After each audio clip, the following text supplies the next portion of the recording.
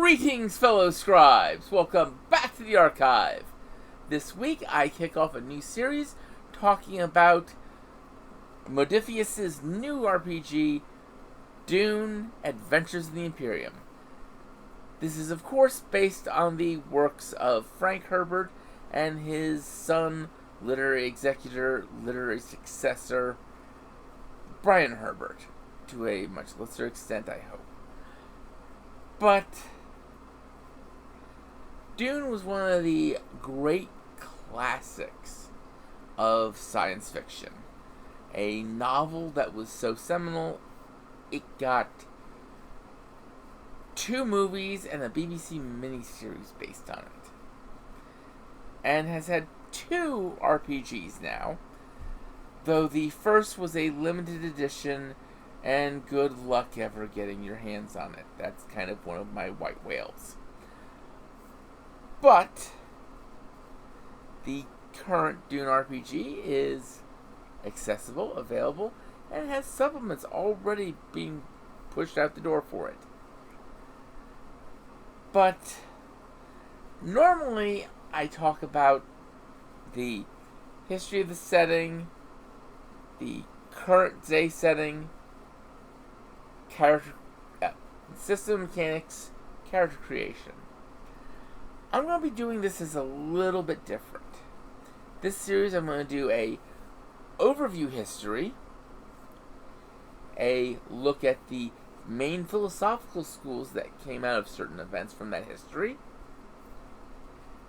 then a look at the political landscape, and then mechanics and character generation. With all that said, let's start by looking at the grand sweep of human history for approximately 11,000 years. Sit back, relax, and enjoy as we start talking about Dune. When you start, you should start with the beginning. And the beginning is the Old Empire. This was the early days of humanity, the early expansion into space, when we were doing this with slower than light ships, so either relativistic ships or sleeper ships. And during this time, humanity relied heavily on thinking machines, AIs, computers that could do, well, just about anything, really. Humanity relied on these just because when you're dealing with the vast distances, you need something to keep navigating the ships. When you get to a new planet, you need something analyzing what's needed to, build a self-sufficient economy, because, when you're talking about 20 years, 30 years, 50 years between ships showing up, there's not much in the way of import-export, really. In theory, anyway.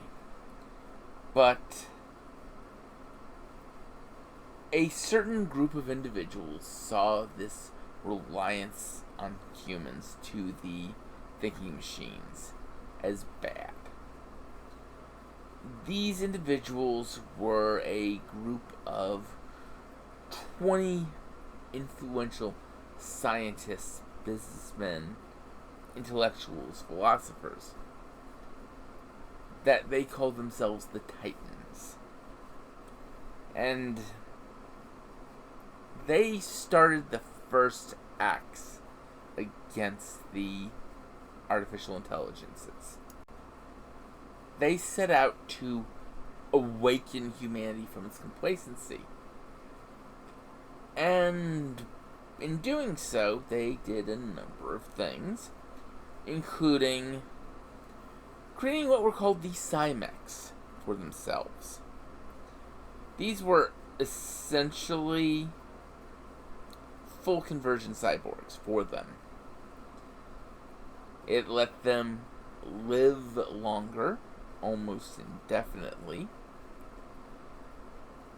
keeping them rejuvenated, but also allowing them access to many computer systems. And that's what led to their downfall.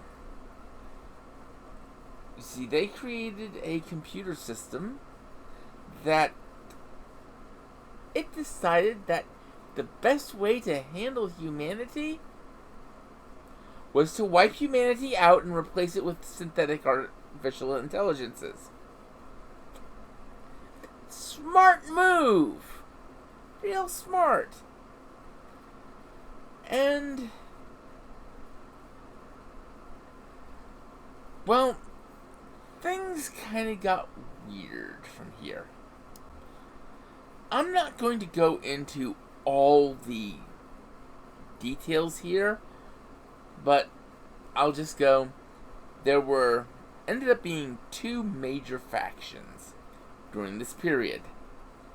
The synthetic entities, the synchronized worlds, I should say, and the League worlds.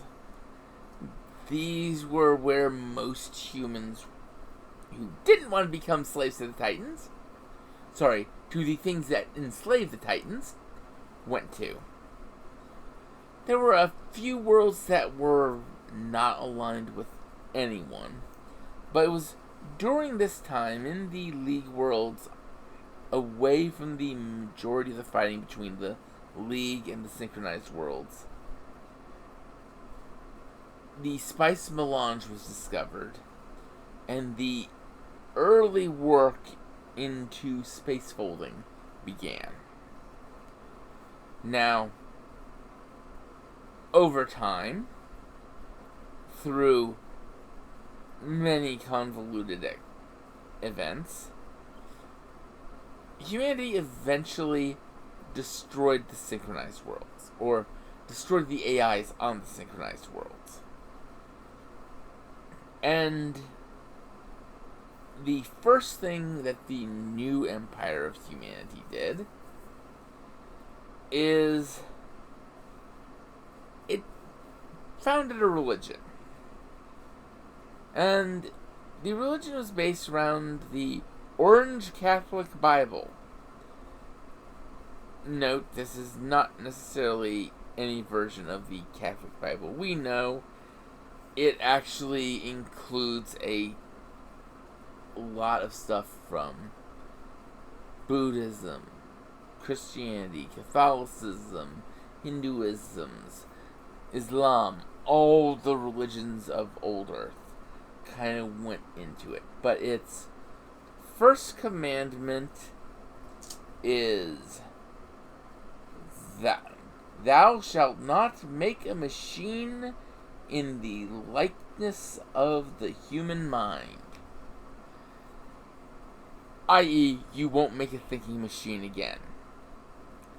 And from there, we get a lot of stuff. We're going to see a number of different orders. The Mentats are developed because you still need computational abilities, and Mentats are the human mind trained to be thinking living computers, basically. You have the Bene Gesserit order and their goal for a super being.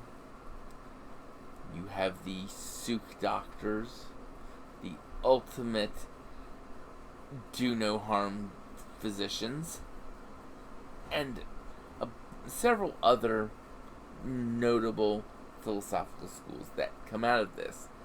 And most of them are humans with mental training to be able to fill spaces that computers used to fill. Because thinking machines are bad.